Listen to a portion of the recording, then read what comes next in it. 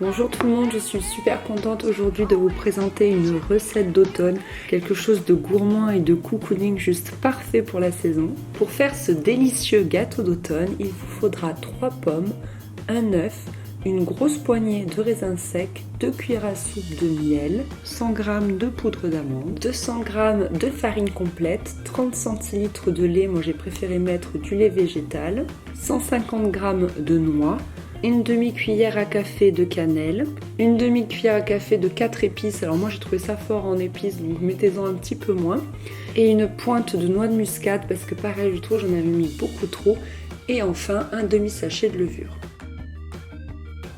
Donc ce que je commence par faire, c'est de mettre tous les ingrédients secs dans un saladier. Donc j'ai d'abord mixé les noisettes pour avoir une poudre un petit peu épaisse, un peu mixte, les 100 g de poudre d'amande et les 200 g de farine complète.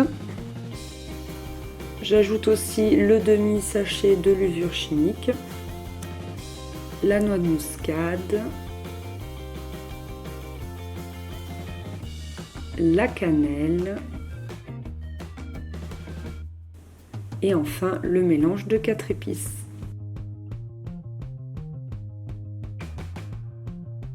Je prends la grosse poignée de raisins secs et pareil je vais les mixer grossièrement ou alors vous les ciselez au ciseau. Voilà, nous avons donc tous nos ingrédients secs dans le saladier et je vais maintenant m'occuper des pommes. Donc je prends les 3 pommes, je les épluche, j'enlève le cœur et je vais les couper en petits morceaux.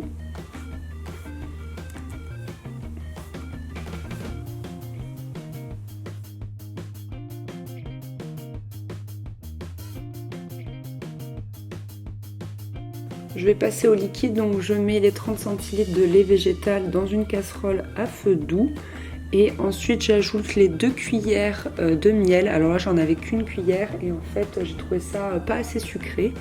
Donc voilà, mettez bien 2 cuillères de miel et vous remuez constamment à feu doux jusqu'à ce que tout le miel se soit dissous dans le lait. Pour le lait, vous pouvez prendre vraiment ce que vous voulez. Moi j'avais du lait de soja, mais je pense qu'avec du lait d'amande, du lait de noisette, ça doit être encore plus savoureux. Je mélange tous les ingrédients secs entre eux pour ensuite pouvoir ajouter l'œuf et le lait ainsi que le miel. Donc ça donne une pâte un petit peu granuleuse, c'est rigolo, voilà. Et ensuite je vais pouvoir ajouter les pommes et les raisins secs. Je pense que c'est un mélange qui peut être encore meilleur si vous avez des figues sèches, mais moi je n'en avais pas, j'ai fait vraiment avec ce que j'avais. Vous pouvez aussi rajouter des noix, des amandes effilées. Bref, comme d'habitude, c'est une recette qu'on peut vraiment pimper et modifier selon ses propres goûts.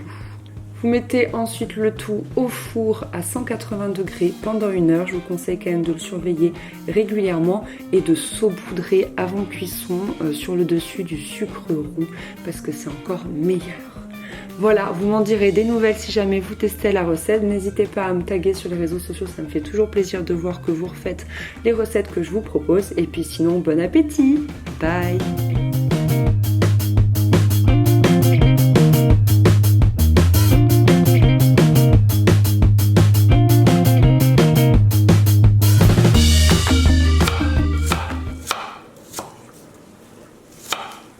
Ne me salis pas mes affaires. C'est beaucoup mieux comme ça. C'est pas ce que j'ai fait tout à l'heure. Non. T'es jolie? Ouais, là t'es jolie. Ouais, Anaïs danse toujours quand elle fait la cuisine. Toujours. Voilà.